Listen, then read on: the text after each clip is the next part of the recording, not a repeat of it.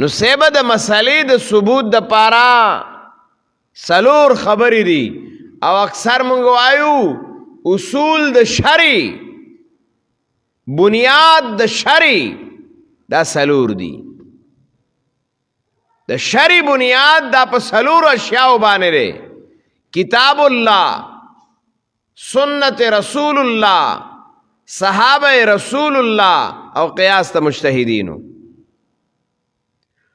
دی ته اصول د شرع ویلی شي چې په دې سلورو باندې یو خبره ثابته ده هغه قابل قبول ده هغه منلی ده صحیح ده او چې په دې سلورو باندې نه ده ثابته نو هغه قابل قبول نه ده نو قرآن حدیث اجماع د صحابه او قیاس د مجتهدینو دا سلور خبرې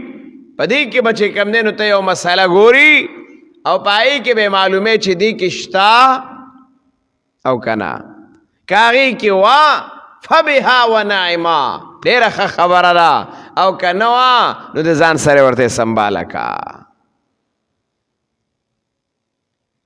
دارنګ وګوره نو د ذکر په باره کې په دې ټولو طبقاتو کې چې وګوري په دې کې دا نشته دی چې ذکر بالجهر دی او چغې دي او دادي او دادي دادي دا خبرې نشته نو معلومیږي دا چې دا بعضې ځایونو کې راغونډېږي او د لا اله الا الله چغې لګولي او دارنګې د ذکر بالجهر چغې لګولي کله یو ځای کې او کله بل ځای کې او کله بل ځای کې لیس له اصل د دې لپاره هېڅ قسمه اصل نشته بنیاد نشته دلیل نشته د دې لپاره نو دا شی او بیا دا کمې طریقې چې ورته د ځان نه جوړې کړې طریقې دي نو دې خواړو اصل او بنیاد نشته ځکه دا په دغه شرع د سلور قسمه څیزونه کم چې دي د دې کې د دې ثبوت نشته او بیا علامه سرفراز خان صفدر رحمه الله هغه په خپل کتاب راه سنت کې لیکي دا یو کتاب دی راه سنت په هغه راه سنت کې بیا دا مسله ذکر کړې ده دا خبر هم ذکر کړی دا مضمون لګولې دی ټاپک لګولې دی عنوان لګولې دی چې یاره یو مسله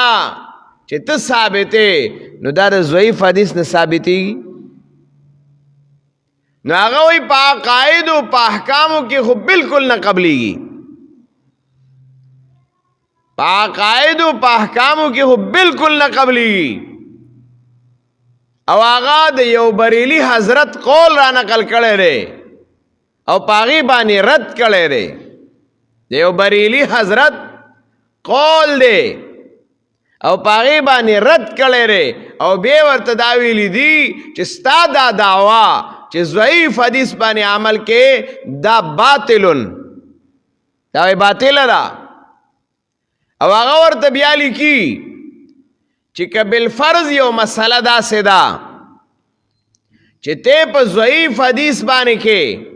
نو د هغې دپاره هم درې شرطه دي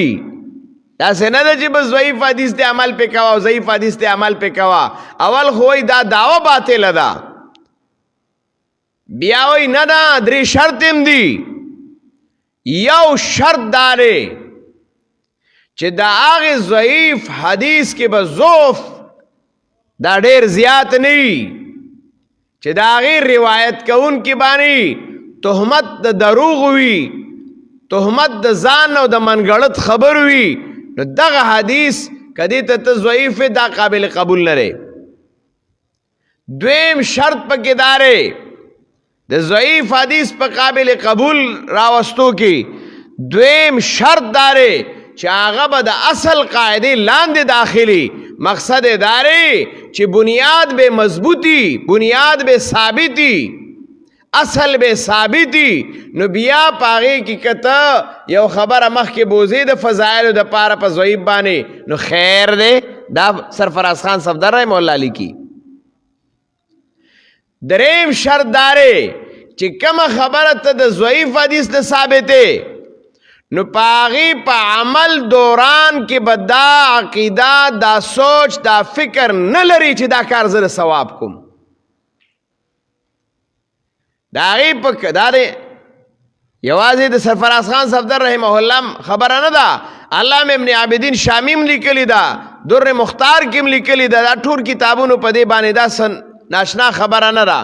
خو هغه وایي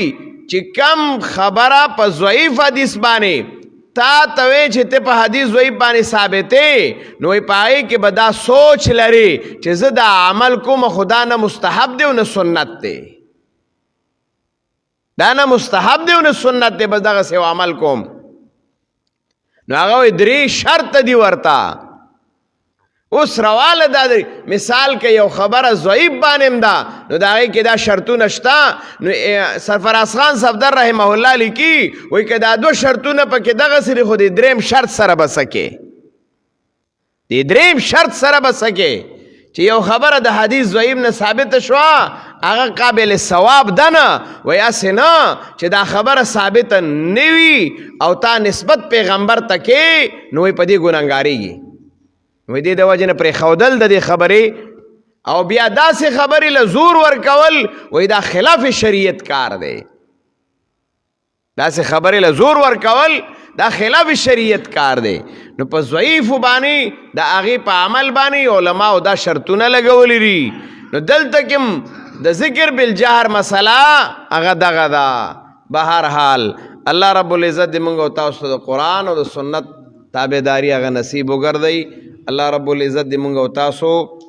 په صحیح طریقه باندې په دین باندې تلون کې هغه جوړ کی الله زموږ په حال باندې رحم وکړي بعض بیماران دي دعاګانو درخواستونه کړې دي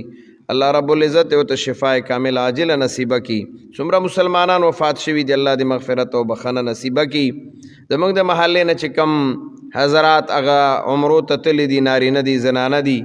الله رب العزت دې واپسیم په خوشحالۍ باندې وکړي او خیر او عافیت سره دې الله واپسی آغیو کہ واللہ دی عمرو سعادتون ورطا نصیب کی وصلی اللہ